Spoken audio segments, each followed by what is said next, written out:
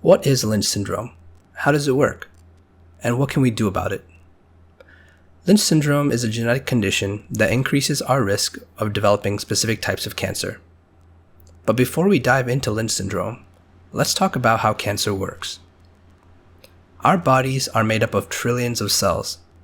In our cells, we have genes that control who we are. These include things like how tall we grow, the color of our eyes, and how our hearts work, to name a few. We even have genes that protect us from developing cancer. When these genes don't work properly, we have a higher chance of developing cancer than the average person. Let's call these genes cancer-fighting genes. Cancer-fighting genes aren't the only thing keeping cancer away. And although our genetics are an important part, environmental factors, diet, and exercise are important too. So let's talk more about these cancer-fighting genes. Just like the rest of our genes, we have 2 copies of each cancer-fighting gene. We get 1 copy from each parent. When we have children, we randomly pass on one of these copies to our child, and so does our partner. This is called inheritance. Sometimes, these genes can have changes that cause them to stop working as they should. In this video, we'll mark them in red so they stand out.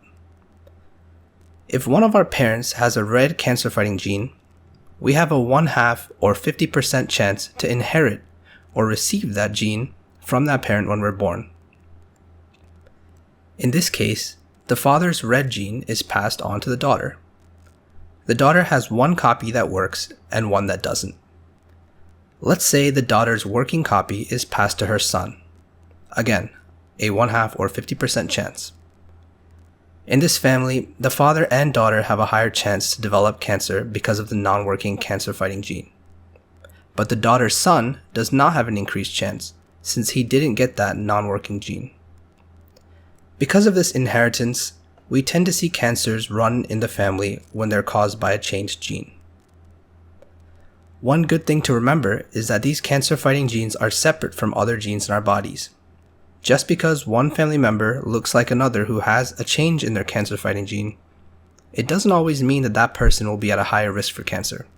In other words, since each gene is passed down randomly, we can't predict if we have an increased cancer risk based on how similar we look to an affected family member. Now let's talk about Lynch syndrome. Lynch syndrome is a condition that leads to an increased risk for specific types of cancer, including colon and rectal cancers, uterine and endometrial cancers, ovarian cancer, prostate cancer, and other cancers. There are 5 genes associated with Lynch syndrome. You don't have to memorize the names of these genes, but it is good to know that when one of these cancer-fighting genes doesn't work, we have an increased chance of developing the cancers we just mentioned. The specific risk of developing each type of cancer depends on which gene out of the 5 is not working. For example, when MLH1 or MSH2 doesn't work, there's a higher lifetime risk of cancer than with the other genes. On average, people with Lynch syndrome have a 60 to 80% chance of developing colorectal cancer. That's up to 4 out of every 5 people with Lynch syndrome. Women with Lynch syndrome have up to a 60% chance of developing uterine or endometrial cancer. That's 3 out of every 5 women with Lynch syndrome. Since there are multiple genes that are related to Lynch syndrome and different risks for each type of cancer, each person with Lynch syndrome can be affected differently. So that was a lot of information. For some, this may feel overwhelming. For others, empowering. In any case, there are steps you can take to learn more about your personal cancer risk. If you or a family member have been diagnosed with Lynch syndrome, or you or a family member has a cancer that's part of Lynch syndrome, then this next segment of the video may be especially helpful to you.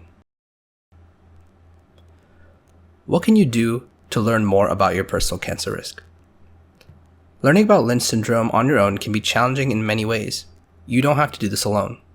If you have a family member who has Lynch syndrome or a related cancer, starting a conversation with them can be a great way to learn more. Sharing information with family members can be a good way to gain awareness about cancer and to find out if anyone in the family has already had genetic testing. This can help determine what type of testing is right for you. Some people may not have families to speak with, or their families may not communicate about health openly. In this case, your doctor or primary care provider is the best first resource if you're concerned about Lynch syndrome. They can help you answer questions and connect you with a genetic counselor who will be able to help you learn about your personal risk for the cancers related to Lynch syndrome. Genetic counselors gather information about cancers in your family and can help coordinate genetic testing. There are two types of tests that can be done: germline testing and tumor testing. Germline testing is a blood or saliva test that can determine the inherited cause of Lynch syndrome. This test looks to see if any of the 5 genes mentioned earlier are not working throughout our entire bodies. This type of test is used to diagnose Lynch syndrome. The other type of testing is done when we already have a cancer or have had a cancer that is related to Lynch syndrome, like colon cancer or uterine cancer. In this test, a small piece of the cancer or tumor is looked at to see which cancer-fighting genes aren't working. This type of test helps us find ways to treat that cancer, and can help us find out if germline testing is needed, but it's not used to diagnose Lynch syndrome. On a test results form, you may see terms like gene mutation or pathogenic variant. These terms describe non-working genes.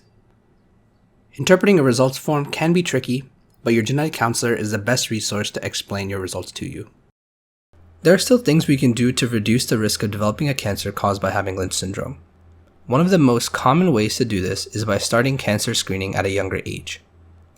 Colonoscopies are a common way we screen for cancer by looking through the colon to see if there are any early signs.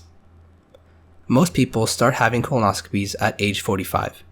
People with Lynch syndrome may start screening as young as their 20s. People with Lynch syndrome may also have cancer screening every 1 to 2 years, which is more frequent screening than the average person gets. These measures can help us find signs of cancer early so that they can be removed or treated before they grow out of control. Some people with Lynch syndrome prefer to remove their entire colon to greatly reduce the chance of developing colon cancer. However, the remaining rectum or pouch will still need to be screened regularly since these areas can still be at risk. This is just one option, and many people prefer to go for a less invasive measure. Your genetic counselor and surgical oncologist are the best resources to find out which risk-reducing measures are right for you.